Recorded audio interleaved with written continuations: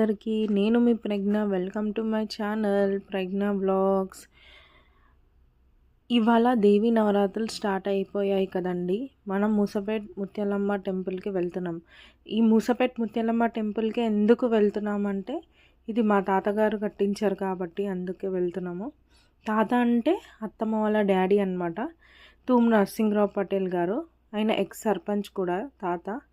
అయితే తాతకి ఇలాగే ఒకసారి అమ్మవారు కల్లోకి వచ్చి చెప్పిందంట, నాకు ఇక్కడ టెంపుల్ కట్టించమని అని అడిగిందని తాత చెప్తారు మాకు అలాగా.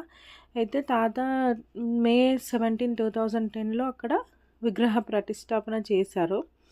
ఈ ముత్యాలమ్మ గురించి ఏం చెప్తారంటే అక్కడ ఉన్న వాళ్ళందరూ ఈ అమ్మవారు 400 or 600 years బ్యాక్ అంట మర్రి చెట్టు కింద పుట్ట రూపంలో వెలిసిందనమాట. మళ్ళా ఈ అమ్మవారే ప్రథమ గ్రామ దేవత కూడా అని అక్కడ ఉన్న వాళ్ళు చెప్తూ ఉంటారనమాట. చాలా చాలా పవర్ఫుల్ అండి ఈ అమ్మవారు అయితే. అసలు మనం ఏదైనా గట్టిగా సంకల్పం చేసి ఒక 11 rounds తిరిగి మనం కోరుకున్న కోరిక 41 daysలోనే తీరిపోతుందండి అసలు. అయితే మన కోరుకున్న కోరిక తీరిపోతుంది కదా, మళ్ళీ వచ్చి మళ్ళీ మా అమ్మవారికి 108 rounds కూడా తిరగాలన్నమాట. మళ్ళీ మన అమ్మవారికి ఉన్న స్పెషాలిటీ ఏంటంటే పెళ్ళి కాని పిల్లలు ఎవరన్నా ఉన్నారనుకోండి, ఇప్పుడు ఈ దేవి నవరాత్రులలో ఒక్క రోజు మనం సౌందర్య లహరి పూజ చేస్తామన్నమాట. ఆ పూజలో ఎవరైనా పెళ్ళి కాని పిల్లలు పాల్గొంటే కనుక తొందరగా పెళ్ళి అవుతుందని ఎందుకంటే మా కజిన్స్కి చాలామందికి అలాగే అయ్యాయి. వాళ్ళు ఈ పూజలో కూర్చున్నప్పుడు తొందరగానే మ్యారేజ్ ఫిక్స్ అయిపోయింది వాళ్ళది. మంచి ఇంటికి కూడా ఉన్నారు.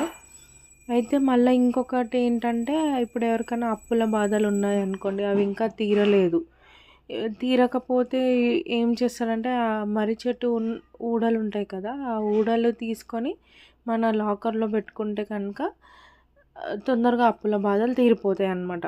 మీరు కూడా ఒక్కసారి వచ్చి మా అమ్మవారిని కనుక మీరు దర్శించుకున్నట్టయితే మీరు ఫ్యాన్స్ అయిపోతారండి. అసలు నేను చెప్పకూడదు. ఇంకా ఈ నవరాత్రులు అయితే అమ్మవారిని చూడడానికి 2 కళ్ళు కూడా సరిపోవు మనకు. అసలు అంత బాగుంటుంది అమ్మవారు. రోజు ఒక రూపం, రోజు ఒక అలంకరణతో మనకి దర్శిస్తుంది అన్నమాట ఈ అమ్మవారు.